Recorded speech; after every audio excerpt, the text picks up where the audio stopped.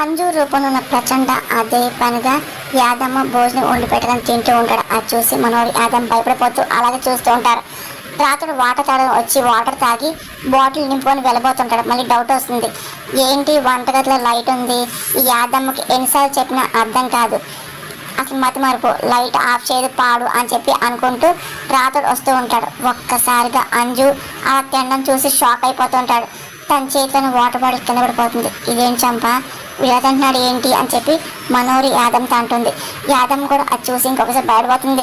వీడికంటే బకాసుటే better ఏమో అని యాదమ్మ అంటూ వదిలితే మన ఇద్దరిని కూడా తింటాడేమో అని యాదమ్మ అన్న మాటలకి మనోరు బయటపోతూ ఉంటుంది.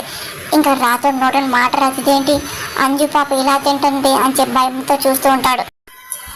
ఏంటి నీ దగ్గర కలగంటున్నానా అని చెప్పి అనుకుంటూ కళ్ళు చూసుకొని రాత్రి చూసిన బయటపోతుంటాడు. ఇదేంటి అంజు ఈ టైం తినడం ఏంటి, అదేంటి అలా తింటుంది, ఓ అని చెప్పి తల బతుకుంటూ కళ నిజమా లేకపోతే నాకేంటి అర్థం కావట్లా అని చెప్పి రాత్రి భయపడి చూస్తూ ఉంటాడు. గిలుకుంటాడు, ఒక్కసారి అరుస్తుంటాడు. ఇదేంటి అరుస్తుంది ఎవరు, ఇదేంటి రాత్రి అడుపులాగా ఉంది మనోడు అనగానే రాతోడే అని చెప్పి యాదమ్మ అనగానే ఈ టైం వీడికి వచ్చాడు అని మనోడు అనుకుంటూ ఇంక తెలిసిపోతుందేమో అని చెప్పి అనుకుంటూ సరే మనం దాక్కుందని చెప్పి మనోడి యాదమ్మ దాక్కుంటూ ఉంటారు. ఇంకా రాతోడు భయంతో అలాగే చూస్తూ ఉంటాడు. ఇంకా అంజు రూపంలో ఉన్న ప్రచండ మొత్తం అంతా తినేస్తూ ఉంటాడు. రాతోడు ఇంకా అలాగే భయంతో చూస్తూ ఉంటాడు. ఒక్కసారిగా చూస్తుండగా అంజు రూపంలో ఉన్న ప్రచండ మాయమైపోతుంటాడు. ఇదేంటి మాయమైపోయింది అని చెప్పి రాతోడు అనుకుంటూ చూస్తూ ఉంటాడు. రాతోడు అని చెప్పి అంజులా పిలుస్తూ ఉంటుంది. రాతోడు ఇంకా చాలా భయపడితే ఎంతో చూస్తూ ఉంటాడు. అంజు పాప నువ్వేనా, అదేంటి దాంతో అదే నీ నోట్లోకి అలా ఆహారం వెళ్ళిపోతుంది, అసలు ఏంటిదంతా అని చెప్పి రాతోడు అనగానే ఏంటి మొత్తం చూసేసావా అని చెప్పి ఒక్కసారిగా ప్రచండలాగా అంజు మాట్లాడుతుంది. ఇంకా రాత్రుడు వణిపోతుంటాడు. పక్కన యాదమ్మ అంతా గమనిస్తూ ఉంటారు. అయితే అంత చెప్పేస్తావా, చెప్పి ప్రాంతం బతికేస్తావా చెప్పు అని ఇంకా అదే పనిగా చెప్తావా చేస్తావా అని చెప్పి ఇంకా అంజు రూపంలో ఉన్న ప్రచండ అదే పని అంటూ ఉంటాడు. లేదు నేను ఎవరు చెప్పను, నన్ను ఏం చేయకు అని రాతోడు అనగానే అదేంటి ఏమైంది రాతోడు అంతలా భయపడిపోతున్నావేంటి, అంజు మళ్ళీ మామూలుగా మాట్లాడుతుంది. ఐస్ క్రీమ్ తింటూ ఉంటుంది. నువ్వు అని చెప్పి రాతోడు భయపడుతూ అంటూ ఉంటాడు. ఈ టైంలో ఐస్ క్రీమ్ తింటున్నాను ఏంటా అనా అని చెప్పేసి ఏం లేదు రాతోడు, ఐస్ క్రీమ్ తింటే జలుబు చేస్తుందని చెప్పి మిస్ అమ్మ డాడీ అంటారు కదా, వద్దు అంటారుగా, అందుకోసమే ఎవరు తెలియకుండా నేను ఐస్ క్రీమ్ తింటానా అని చెప్పి ఇంకా అంజు కవర్ చేస్తూ మాట్లాడుతుంది. దాని రాత్రి మొదలు భయపడుతుంటారు. ఇంకా అలాగే చూస్తూ ఉంటారు. ఎవరో చెప్పవుగా అని చెప్పి అంజులా మాట్లాడుతుంది. కానీ రాతోడు ఏం మాట్లాడు ఉనిపోతూ ఉంటాడు. చెప్పవు కదా అని చెప్పి మళ్ళీ ప్రచండలా మాట్లాడగానే ఇంకా రాతోడు ఇంకా భయంతో వణికిపోతూ అలాగే చూస్తూ ఉంటాడు. ఆ తర్వాత ఇంకా అంజు వెళ్ళిపోతుంది. అమ్మో అని చెప్పి రాతోడు భయపడుతూ ఉంటాడు. ఇంకా అలాగే అంజుని చూస్తూ ఉంటాడు. పక్కన యాదమ్మ అలాగే మనోడు గమనిస్తూ ఉంటారు. తెల్లారక మొత్తం అంతా ఇంకా భాగ్య చెప్తూ ఉంటాడు. ఇంకా భాగ్యం అంటే ఏంటి, అర్ధరాత్రి అంజు లేసి ఫుడ్ తింది, దాంతో అదే నోట్లో కలిపింది అంతేనా, ఒకసారేమో తన గొంతు ఒకసారి వేరే గొంతు మాట్లాడింది అంతేనా అని భాగ్యంగా అవును అని చెప్పి రాత్రి అనగానే ఏంటి నీకు ఈ మధ్య మళ్ళీ మందు తాగడం మొదలెట్టావు ఏంటి అని భాగ్య అనగానే మిస్ అమ్మ ఇదిగో అసలు సీరియస్ చెప్తుంటే నువ్వు కామెడీ చేస్తున్నావా అని రాత్రి అనగానే మొదలుపెట్టింది ఎవడో, అసలు అంజు అంట అర్ధరాత్రి దెయ్యంలా తిందంట అని చెప్పి భాగ్య అన్న మాటలకి నిజం మిస్ అమ్మ అంతా ఏదో మాయ మంత్రంలో జరిగింది అని రాత్రి అనగానే ఇదిగో మాయ లేదు మంత్రం లేదు, నువ్వు భ్రమపడ్డావులే కలగన్నావు అని భాగ్యనే కళ కాదు భ్రాంతి కాదు మిస్ అమ్మ నేను చూసా అని రాత్రి ఊరుకో రాత్రి పొద్దున్న ఏం దొరికానా జోక్ లేడాకి భాగ్య అనగానే ఆ ఫుడ్ అంతా అంజు పాప తినడం నేను చూశాను కార్డు చెక్ చేసుకో రాతోడు అనగానే ఇదిగో మొత్తం నేను చెక్ చేశాను రైట్ మిగిలిన ఫుడ్ని ఇదిగో రాత్రి ఎవరికో దగ్గరికి ఇచ్చిందంట యాదమ్మ అని చెప్పి భాగ్య అంటాడు. లేదు మిస్ అమ్మ సార్ మిగిలిన ఫుడ్ గురించి స్వీట్స్ తర్వాత ఫ్రూట్స్ గురించి అని రాత్రి అనగానే అబ్బా అన్నీ ఉండాల్సిన ఉన్నాయి ఏది మిస్ అవ్వలేదు అని బాగా అలా విచిత్రంగా ఉంది. రాత్రి అంజు పాప ఒకటి కూడా మిగల్చకుండా అన్ని తినడం కళ్ళారా చూశాను అని రాత్రి అనగానే అయినా అంత చిన్న పాప అన్నీ ఎలా తింటుంది ఆపు అని చెప్పి బాగా అంటూ ఉంటుంది. తిందే అంజు పాప కాదు లోపల ఎవరో దూరారు అని చెప్పి రాత్రి అనగానే అంజు పాపకి దెయ్యం పట్టిందంటావా అని భాగంగానే దెయ్యం బకాసుడు రాక్షసుడు దూరారు అని చెప్పి రాత్రి మాటలకి నువ్వు రాత్రిపూట ఆ దెయ్యాల సినిమాలు అవి చూడడం మానేశాను బాగా మరి. అయ్యో నాది కళ కాదు, ఫ్యాంటసీ కాదు, మీకు ఎలా చెప్తే అర్థమవుతుంది అయ్యో అని చెప్పి రాత్రి చాలా ఇబ్బంది పడుతూ ఉంటాడు. నువ్వు ఎలా చెప్పినా అసలు నువ్వు చెప్పేదే అర్థం లేకుండా మాట్లాడతావు, ప్లీజ్ రాతోడు ఇంకా చెప్పకు, నాకు చాలా పని ఉంది. జాగింగ్కి వెళ్ళిన ఆయన తిరిగి వస్తారు, పిల్లలు నిద్రలు ఇస్తారు, వాళ్ళు బ్రేక్ఫాస్ట్ లంచ్ బాక్స్ నేను ప్రిపేర్ చేసుకోని పని నేను చేసుకోని అని చెప్పి బాగా అంటూ వాట్ చేస్తుంది. చా ఏంటి అని చెప్పిన మిసం నమ్మట్లేదు, నాకు కళ కాదు భ్రాంతి కాదు, నేను కళ్ళ చూసి నిజము, మిస్ అమ్మ చూస్తే కానీ నమ్మదులే అని చెప్పి రాత్రి అనుకుంటూ ఉంటాడు. ఇంకా ఏంటి చెప్పినా సరే వేసిన వెళ్ళిపోతూ ఉంటాడు. అక్కడేమో బుజ్జమ్మ ఇంకా బ్యాగ్ సర్దుకుంటూ ఉంటుంది. ఎవరు వస్తున్నారు అనిపిస్తుంది కానీ బుజ్జం అయితే చూస్తుంది, ఇదేంటి ఎవరు లేరు అని చెప్పి అనుకుంటూ మళ్ళీ బ్యాగ్ సర్దుకుంటుంది. ఒక్కసారిగా మళ్ళీ అంజు ఎక్కడ వస్తూ ఉంటుంది. ఇంకా బుజ్జం మళ్ళీ డౌట్ అయితే చూస్తుంది. ఒకసారి బౌ అని చెప్పి అంజు అడగానే బుజ్జం పైపు ఒకసారిగా బ్యాలెన్స్ మార్చని పడుతుంది. అంజు అదే పనిగా గట్టిగా నవ్వుతూ ఉంటుంది. బుజ్జమ్మ లేచి ఇంకా అంజుని చూస్తూ ఉంటుంది. ఏంటి బుజ్జమ్మ భయపడ్డావా అంజు అనగానే అవునక్క ఎవరో అనుకున్నాను. బుజ్జం అనగానే నీ దగ్గరికి నేను తప్ప ఎవరు వస్తారు, ఏం చేస్తున్నాను అంజు అనగానే బుక్స్ అద్దుకుంటున్నా, నీ హోంవర్క్ అయిపోయిందా అని బుజ్జం అనగానే నిన్ననే అయిపోయింది అంజు అనగానే అవును మిడ్ నైట్ లేచి చూసా, నువ్వు పక్కన లేవేంటి అని బుజ్జం అన్న మాటలకి ఇదేంటి ఈ పిల్ల తెలిసి అడుగుతుందా తెలియక అడుగుతుందా అని చెప్పి ఇంకా అంజు తనలో తను అనుకుంటుంది. అన్నయ్యలు ఇద్దరే ఉన్నారు, నువ్వు వేడికి వెళ్ళావు అని చెప్పి బుజ్జమ్మ అడుగుతుంది. అదేం లేదు వాటర్ అయిపోయి తెచ్చుకుని కిందకి వెళ్ళా అంజు అనగానే అదేంటి నైట్ లేచి చూస్తే వాటర్ బాటిల్లో ఉన్నాయి కదా బుజ్జం అనగానే అవునా నిద్ర మత్తులో సరిగ్గా గమనించలేదు, వాటర్ లేవని కిందకి వెళ్ళా అంజు అనగానే మన చిన్నపిల్లలు కదా అక్క అప్పుడప్పుడు మనకి అలాగే అనిపిస్తుంది అని చెప్పి బుజ్జం అంటూ ఇంకా బ్యాగ్ సర్దుకొడుతుంది.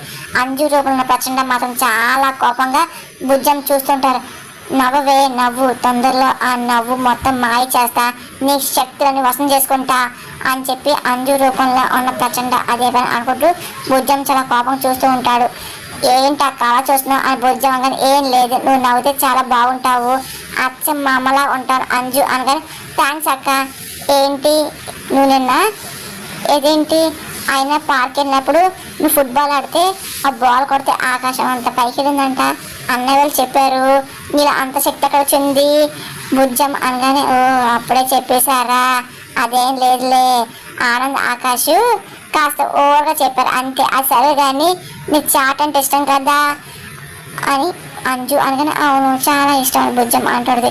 ఈరోజు నైట్కి అలా బయటకు వెళ్ళి చాట్ తినొద్దామా అంజు అనగానే ఏంటి మధ్యమైనా అన్నయ్య వద్దాను బుజ్జం అనగానే ఎవరు వద్దు, ఈ విషయం ఎవరు చెప్పొద్దు, మధ్య మాత్రం వెళ్దాం అని అంజు అనగానే ఈ విషయం అమ్మ నన్ను తెలిస్తే అని బుజ్జం అనగానే వాళ్ళు ఎవరు తెలీదు మా స్త్రీకి వెళ్ళొద్దాం, ఆనంద్ ఆకాశ్ కూడా చెప్పొద్దు, వాళ్ళు తెలిస్తే అందరు చెప్పి టామ్ టామ్ చేస్తారు అంజు అనగానే ఎవరు చెప్పకుండా వెళ్ళడం తప్పు కదా, అయినా మన చిన్నపిల్లం తప్పిపోతే బుజ్జం అనగానే నువ్వు చిన్నపిల్లవి నేను కాదే, మనకి ఇష్టమైన వాటి కోసం కొన్నిసార్లు చిన్న చిన్న తప్పులు చేయొచ్చు అని అంజు అనగానే సరే అక్క సాయంత్రం చాట్ తిందాం అని బుజ్జం అనగానే మళ్ళీ చెప్తున్నా ఈ విషయం ఇద్దరి మధ్య ఉండాలి, ఎవరికి చెప్పకూడదు, ఇంకా నీ పని చూసుకో అని చెప్పి ఇంకా అంజు వెళ్ళిపోతుంది. ఆ తర్వాత బుజ్జం మళ్ళీ బ్యాగ్ సర్దుకుంటూ ఉంటుంది.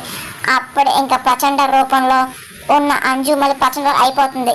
ఇంకా మెల్లిగా బుజ్జం గదిలోకి వచ్చి కోపంగా చూస్తూ ఉంటాడు.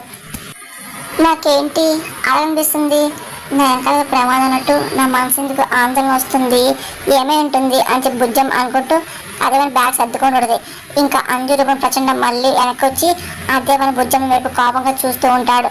నీలో ఉన్న అరుంధతి ఈ అంజులో నా గురించి చెప్పాలనుకుంటున్నావు కానీ నీకున్న శక్తులు సన్నగిలడం వల్ల నీకు రాబోయే ప్రమాదాన్ని నువ్వు ఊహించలేకపోతున్నావు.